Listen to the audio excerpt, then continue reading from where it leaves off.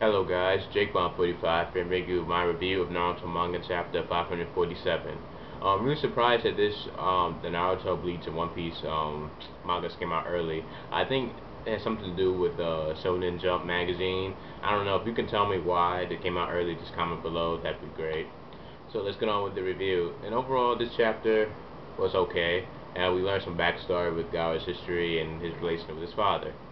So it starts out with Gaara telling his father how he's not the Jinchuriki anymore. It got extracted from him, and how he was saved by Lady Chiyo and his friends.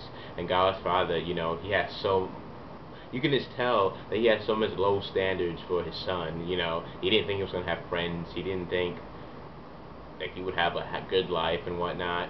And basically, Gaara states that he doesn't hate his father, but just the fact he's accepted what he has done with him, and he knows that he's been trying to kill Gaara ever since he was a little kid. And basically, it gets on with the Kages having discussions and whatnot, and that's having a little comedy.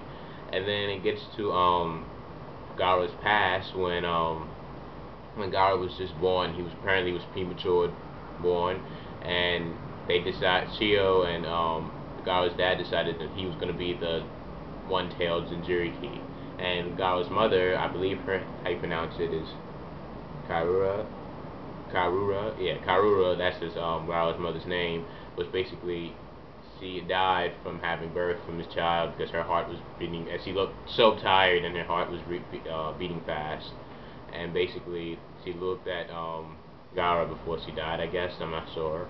And then I guess years later we see Gaara as like a little more grown up a little more, but he killed somebody with using the powers of Sakaku, and basically the Council of the Sand were trying to decide what to do with Gaara, and basically they decided to Gaara's father decided to break all attachments towards Gaara and make him like a weapon, because that was the thing, because Gaara's father had planned out his son this to be nothing more than a tool, a weapon. And when he saw how Gaara was controlling his powers well, he was just saying how he was just a failure, and Chiyo was saying that too. And basically, Gaara's uncle came, and then we saw this from Naruto before the time skip when Naruto fought Gaara, that Gaara's uncle tried to kill Gaara himself, and apparently we saw that he also got that mark, the red mark on his head, on the right side or left side, and apparently he had also transformed into the Sakaku, one-tailed. And that's pretty much the end of the flashback with Gaara's father and how, much bad of a father Gaara's dad was.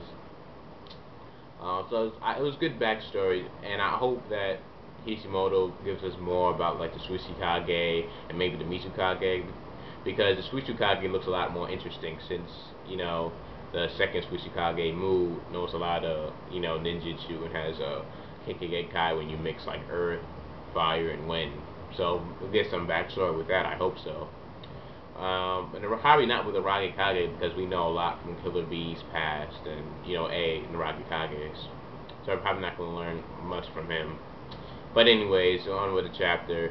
The Gaara and the Suishikage decides to go and continue attacking, and basically Gaara attacks them with sand, and the sand battle with his father with the gold and regular sand, and the other allied forces, they start coming in. It's supposed to be a real battle, and Gaara has so much mastery, control of the sand, and Gaara's father can't even believe it. He's surprised.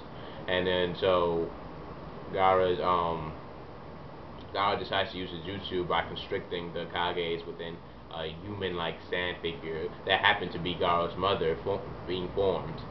And Gaara's father was just looking back and thinking, wow, Kakura, you really must be protecting our son. And kind of Gaara's surprised to see how his dad's reacting, and basically, he's giving a confession basically to Gaara that it's not the Sakaku spirit that's been protecting you, it's your mother's spirit that's been protecting you. And that's pretty much how the chapter ends, with Gaara listening to his father's confession. So overall, it was a pretty good chapter with the backstory, and I hope Kishimoto continues with this and doesn't like go to another battle and then skips this, because I want to learn history from the Suishikage and the Mizukage, and I hope that we learn some things probably that they're related to it. But even so, I've been noticing some people are complaining with the flashbacks, which is reasonable because there have been a lot of flashbacks in this war, due to the fact that so many people have been revived that we haven't known and their backstory too. So that's probably why there's so many flashbacks. But you know, it's good to see some other characters' backstory. We know how they originated and how they came to be and whatnot. So overall, this chapter was pretty good. I enjoyed it. Comment below what you guys thought about it. What you think is gonna happen next in the next chapter. Yeah, subscribe, comment, rate, and I'll see you guys later.